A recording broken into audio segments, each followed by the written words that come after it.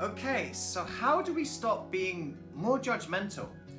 Now this is a tough one because judgment is actually something that's hardwired within us. It was a survival mechanism back in our ancestral days. We had to make snap decisions about whether something was dangerous or not, whether it was a threat to our safety. We didn't have time to think of the ins and outs of what a lion does, the length of its claws, the bushiness of its mane. We had to make a quick decision. Does that look dangerous? If it does look dangerous, then we take steps to get away from that and to keep ourselves safe. And so, unfortunately, we are primed towards making negative judgments because it used to be a survival mechanism. Now, yes, of course, it's still useful, and sometimes that can be the difference between life and death, but not nearly to the same degree anymore.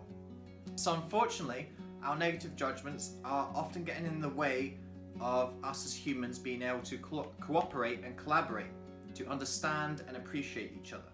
So what I want to do in this video is break down how we can stop judging other people and how we can build towards a higher purpose together, how we can create that cooperation and collaboration. So the thing to remember when we're making judgments is when we point the finger of judgment, there are 3 fingers pointing right back at us.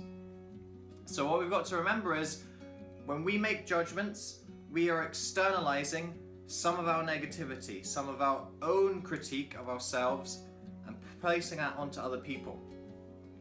And one of the biggest sources of judgment comes from criticism.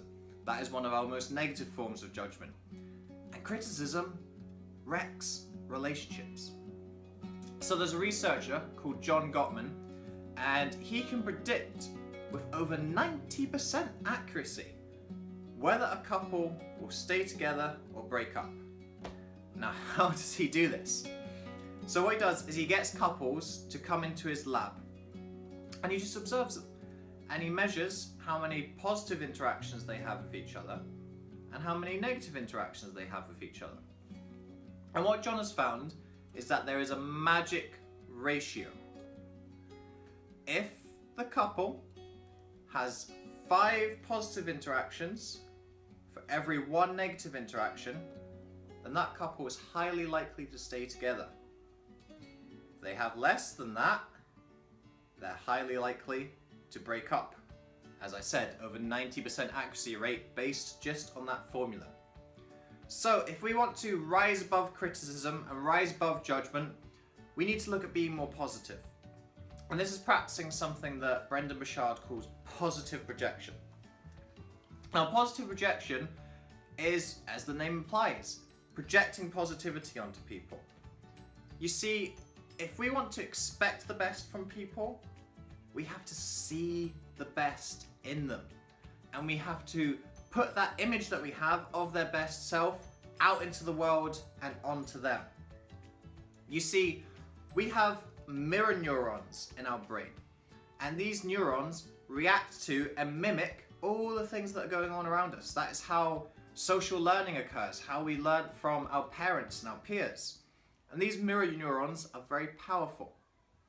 So, if I sat here, crossed my arms, started talking like this, not looking into the camera, then you guys would get quickly bored, wouldn't you?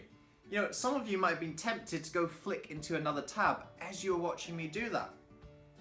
And moreover, that bored expression I had, that bored energy, projects onto you, and you start feeling bored as well.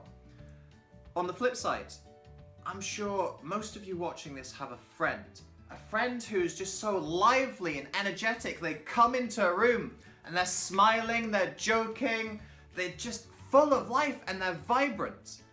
And when you're in their company, you can't help but feel vibrant yourself. That is the power of our mirror neurons.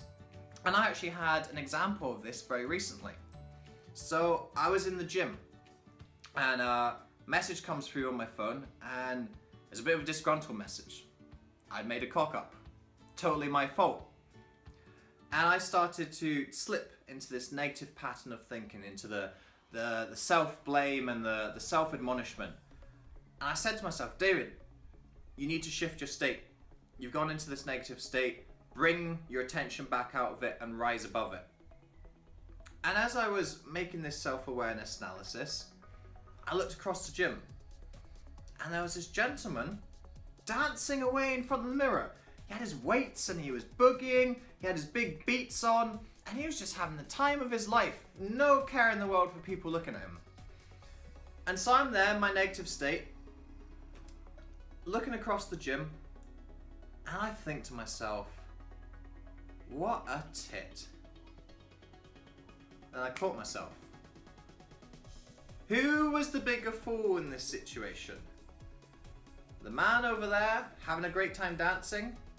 Or me over here in negative judgment land? I was allowing my negative state to cloud my mentality. And I made a judgment of this man. And as I looked at this guy, still dancing away, I started to feel uplifted. This man's energy and enthusiasm was infectious. And suddenly I found myself smiling. And the music in my headphones suddenly seemed a little more enjoyable. And you see, what this man had done was he had positively projected himself onto me. And not only had that helped me to shift my state, but also helped to reverse my judgment of him. And that is how powerful positive projection can be. So try this out. Go and give someone a random bit of praise. If you've got someone in your household right now, if you're watching at home, or maybe you're at work or in the commute, try and find someone who you can just give some random praise to. See how it makes you feel. You see, when we give and receive praise, it triggers a heap of sweet stuff in our brain. Neurotransmitters such as oxytocin and vasopressin are getting fired off.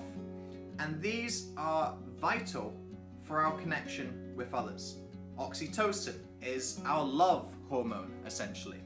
Vasopressin has been found to have a link in the parent-child bond relationship. A deficiency in these chemicals equals a deficiency in connection. And if there's a deficiency in connection, there's no emotion, no empathy, no understanding. And thus, we are likely to fall into a negative judgment.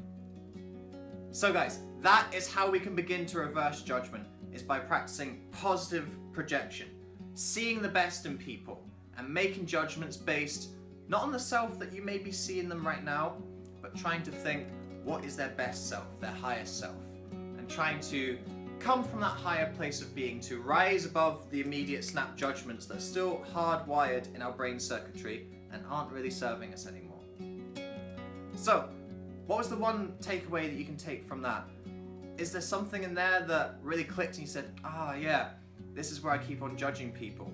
Or do you think that you can incorporate positive projection into your life more to really put that focus onto other people and raise them up? Whatever it is, go out there today and try to do more of that and try and reverse the script of judgments that we have. So folks, that's it for today. I'd like to thank you for joining me, for watching today. And until next time, remember to love inwardly and shine outwardly.